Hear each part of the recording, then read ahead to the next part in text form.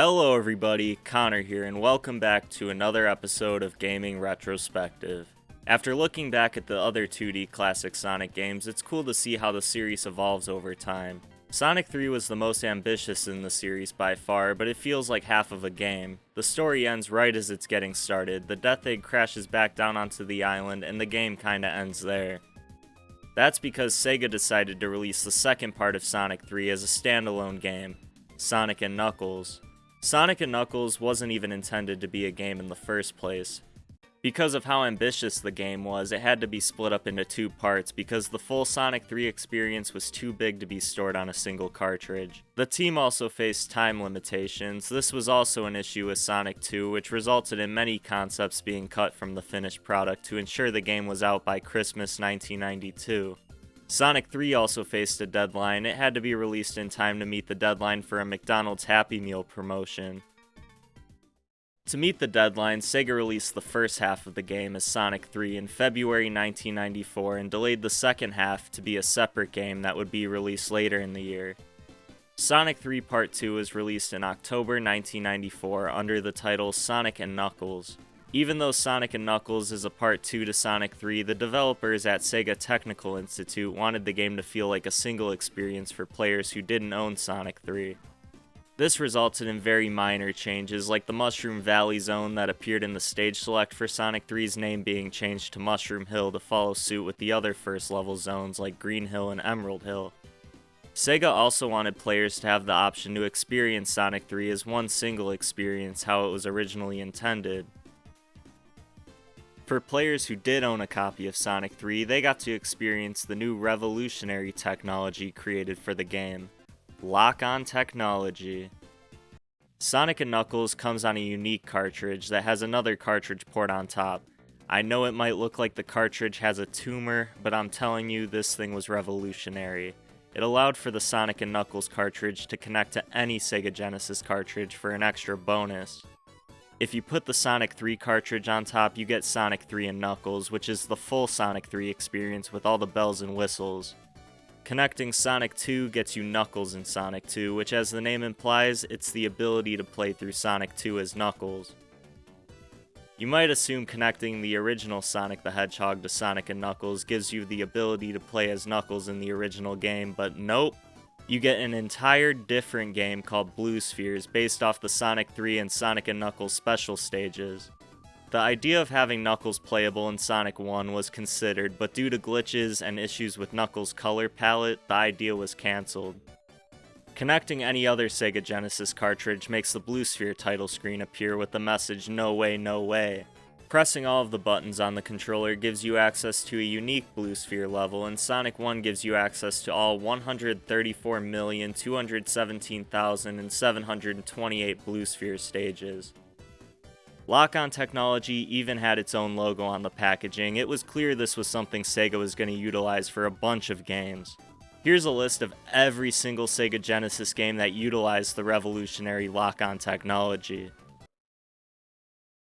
Yep, I guess Sega ran out of ideas on how to use lock-on technology because Sonic & Knuckles was the only game to even use it.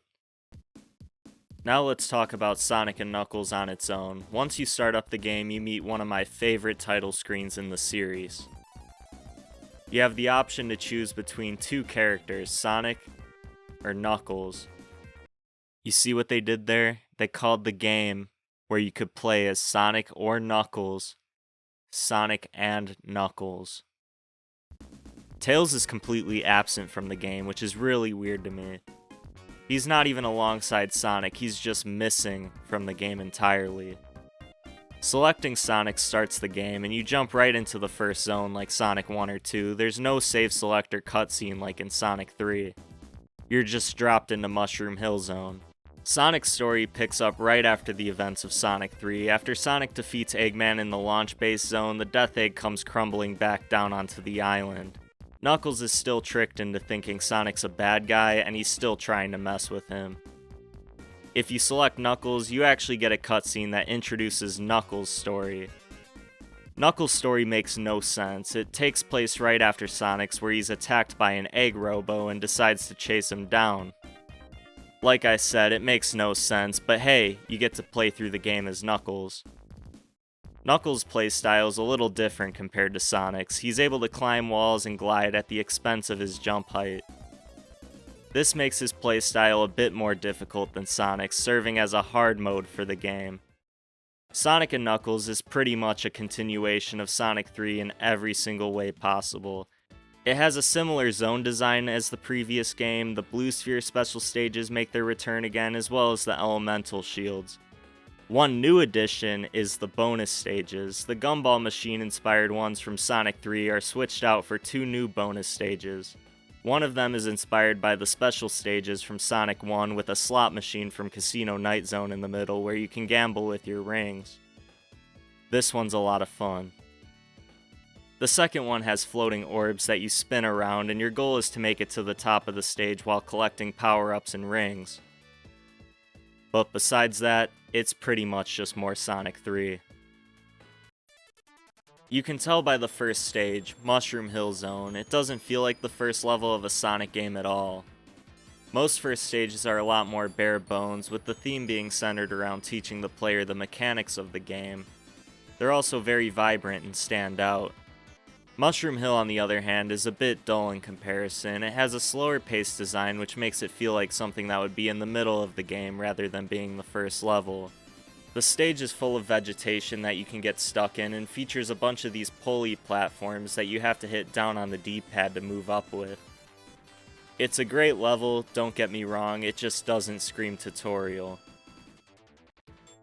The next stage is Flying Battery Zone. This zone is easily the best in the game. It takes place on an airship and has a good balance of speed and platforming sections. It has the best music in the game, which means a lot since the soundtrack for this game is amazing. It definitely stands out as one of the best tracks for all the classic Sonic games. The third stage in the game is Sandopolis Zone, the first desert level in the series. The first act is solid, the boss fight is interesting because you aren't able to defeat it just by hitting it, you have to get it to jump into the quicksand. The second act takes place inside of the pyramid and is an absolute pain in the ass. It has a slower pace, maze-like design, there's rising sand and a bunch of infinite sand waterfalls, and on top of that there's ghosts that come out and attack you if you don't constantly activate the light switches that are placed across the map. It just has too much going on at once and the act overstays its welcome. The act usually takes me about 9 minutes to get through. After that is Lava Reef Zone. This zone takes place inside a volcano and has a bunch of lava pits. There's actually a good balance between speed and platforming in this zone, unlike Sandopolis. I also like the visual difference between Act 1 and 2. Once the Act 1 boss is defeated, the lava cools into rock, and the second act is filled with a bunch of crystals. This is also the point in the game where the story starts to pick up. The Act 2 boss is easily the best boss in the game, and you can see the Death Egg in the background, and it creates anticipation for what's to come. Hidden Palace Zone serves as a transitional zone to progress the story. The concept of Hidden Palace was actually brought back for this game after being scrapped last minute from Sonic 2. A lot of the scrapped concepts from Sonic 2 were brought back for Sonic and Knuckles. This stage also has the final showdown between Sonic and Knuckles, and you can finally take your anger out for all the bullshit he put you through this entire game. This is also the moment where Eggman steals the Master Emerald and Knuckles finally realizes Sonic's a good guy. From here, you take the teleporter to the next zone, Sky Sanctuary. This zone is easily one of the best in the game. The transition where you see the Death Egg rising back up into the sky is so cool and helps add a cinematic quality that really ramps up the stakes. This zone is also a single act and is so enjoyable to speed through. Mecha Sonic appears in this zone and he faces against Sonic by using different boss fights from previous games. The Green Hill Zone boss and the Metropolis Zone bosses return, as well as the face-off against Mecha Sonic that is very similar to the face-off against Silver Sonic from Sonic 2. After this, the zone starts to crumble and Sonic is able to reach the Death Egg. Death Egg Zone is the last traditional zone and it's definitely one of the best zones in the series. There's a bunch of electric traps scattered around, zero gravity sections, conveyor belts. It even has whatever the this section is. As well as one of the best final bosses of all time. It has multiple phases. The first one has you fighting against the robot's hands. The next one is a lot more intense, where you're being chased by the robot while it shoots fire and beams after you. And on top of that, the ground is crumbling behind you. After you complete that phase, Eggman emerges from the robot with the Master Emerald, and you have to chase him down while the stage crumbles. After you defeat him, you've completed Sonic and Knuckles. Unless you collected all 7 Chaos Emeralds. Similarly to Sonic 2 and 3, collecting all 7 Chaos Emeralds unlocks the ability to transform into Super Sonic upon collecting 50 rings.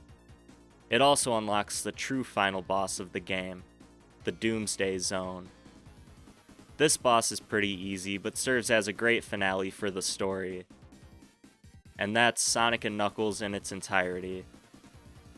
I feel the same way about this game as I do with Sonic 3, it feels like an incomplete experience. It even feels like it's lacking more than Sonic 3, there's no save feature, Tails is gone, and the zones aren't as good as Sonic 3's. The ending of this game is really solid, but it just feels like it's missing something that can make it a full experience. And that thing that's missing from the two games is solved with Sonic 3 and Knuckles. Sonic 3 and Knuckles is what you get when you combine the Sonic 3 cartridge with the Sonic and Knuckles cartridge. This creates the ultimate Sonic 3 experience. It sucks that this game couldn't be released this way from the get-go, because it's easily one of the best Sonic games and definitely one of the best 2D platformers. All of the zones from both Sonic 3 and Sonic and Knuckles are here, and the highs from Sonic 3 help balance the more difficult zones from Sonic and Knuckles. Which brings the game to 14 unique zones to play through. The save feature from Sonic 3 returns, which allows you to play through the game with saves. You also get the ability to play as Knuckles in the Sonic 3 levels, which brings a whole new experience to them. There's also more special stages where you can collect the Chaos Emeralds and upgrade them to the Super Emeralds that can give you Super Tails, Super Knuckles, and Hyper Sonic. It's easily the best way to play the two games. Sonic and Knuckles does do a good job ending the mainline 2D Sonic games on a bang. The storyline and gameplay paired with Sonic 3 are unmatched by anything that has come before it and deserves all the praise it gets. Even though the experience had to be split into 2 parts, it's honestly impressive that Sonic Team was able to work around the constraints they had and deliver one of the best games of all time. The classic Sonic trilogy will always be looked at as one of the best video game series of all time. It's a good thing it ended on a high note. Imagine if Sega released Sonic 4 and it was terrible. But luckily, Sonic 4 doesn't exist. I said, luckily Sonic 4 doesn't exist.